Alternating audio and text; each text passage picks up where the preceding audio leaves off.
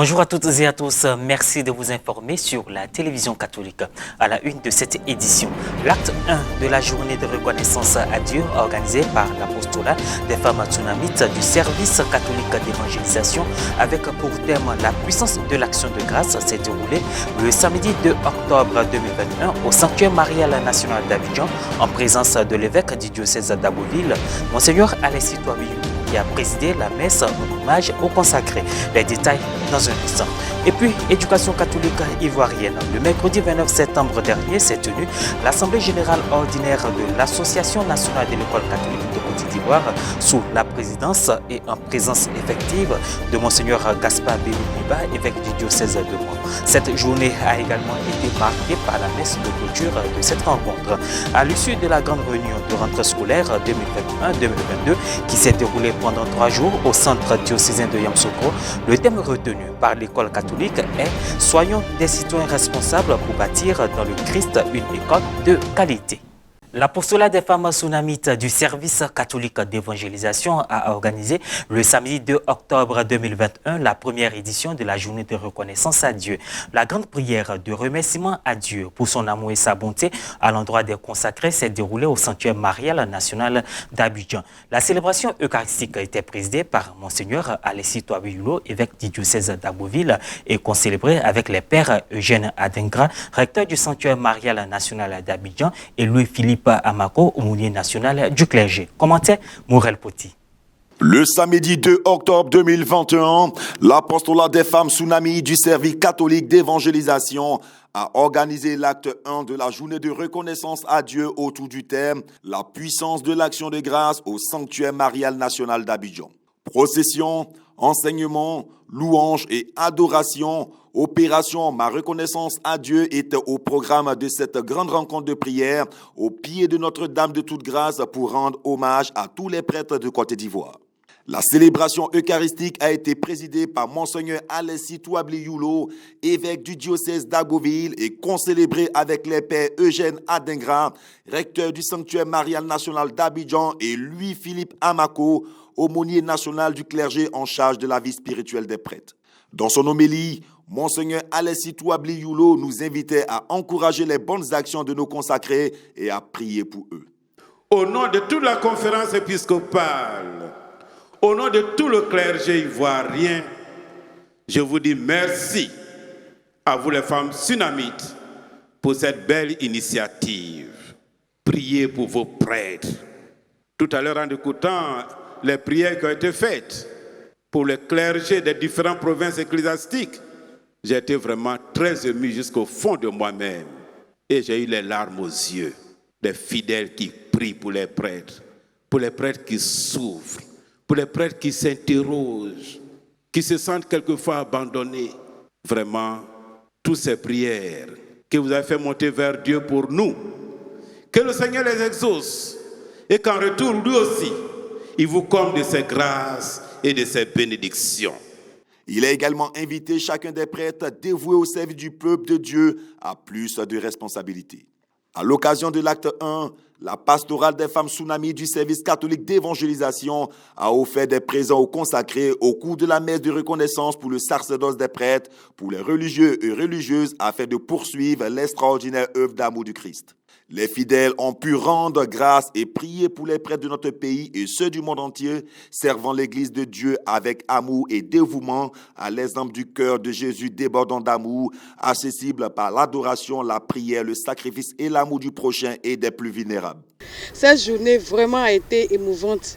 Mon message, qu'à partir de cette évangélisation-là, que chacun fasse un effort pour ne même plus critiquer les prêtres. C'était une bonne action que ces dames ont menée et vraiment j'étais vraiment ravi, vraiment très ravi. Malgré que j'avais une pluie, mais on se dit aussi, bon, le thème aussi qui nous pouvait, c'était la pluie de grâce et de bénédiction. Et vraiment, je pense que nous retournons vraiment avec assez de grâce. Monseigneur Alessi Touabiou a prié sur ceux qui désireraient que leurs fils deviennent plus tard des prêtres.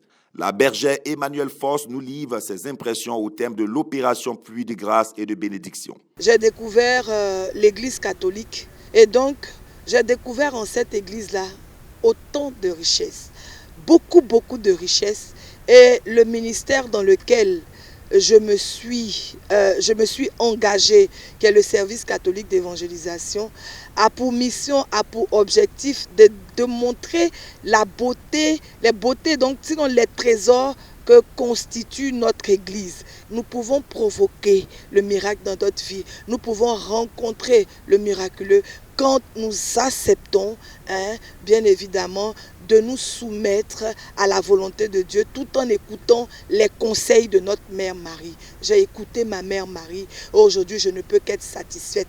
Et les témoignages, on en a entendu déjà. Le premier, l'évêque, Monseigneur Alexis Touably, l'a dit. Quand il arrivait dans ce sanctuaire, il avait très mal à la dent. Mais quand on a décidé de faire monter les roses et de prier pour nos prêtres, il a dit, les roses qui s'en vont, la maman Marie, j'ai ma rose là-dedans. Il faut donc que cette douleur dedans s'arrête pour que je puisse parler à tes enfants, au peuple. Et la douleur a disparu.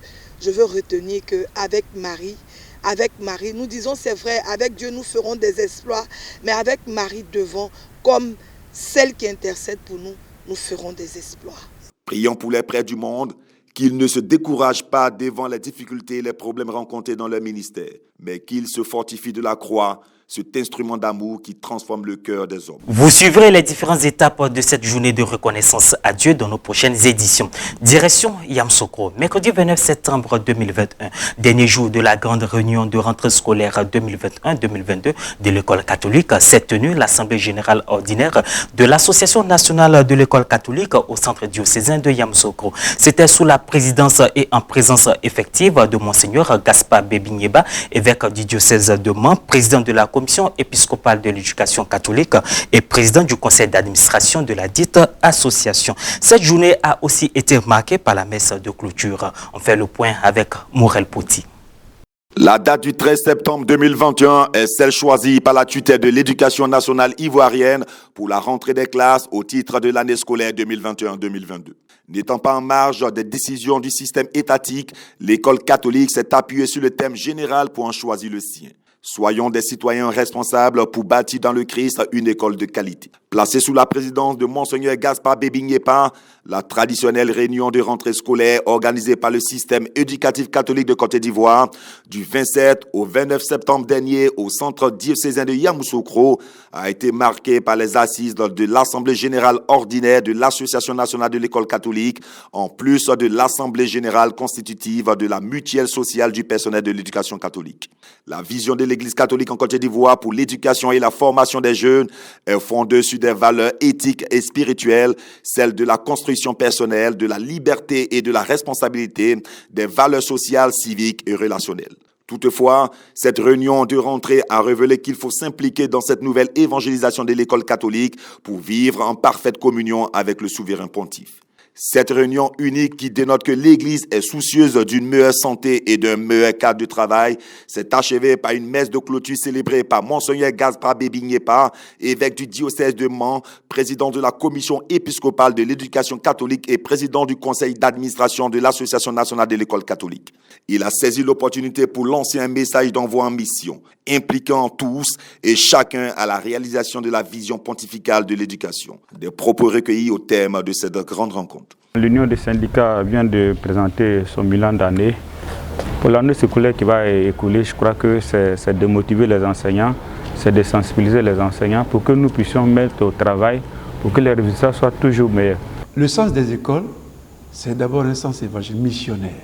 Ensuite, sens pastoral, d'accompagnement des hommes vers Dieu. Et l'école permet justement à l'Église en Côte d'Ivoire d'accompagner la société ivoirienne vers Dieu en aidant les hommes, les enfants et les jeunes de ce pays à intégrer dans leur vie des valeurs humaines, mais aussi des valeurs spirituelles, des valeurs religieuses. Voilà, donc c'est le deuxième aspect. Troisième sens, c'est le sens du service. Et voilà, c'est la fin de cette édition. Merci de l'avoir suivi. Merci de rester sur la télévision catholique.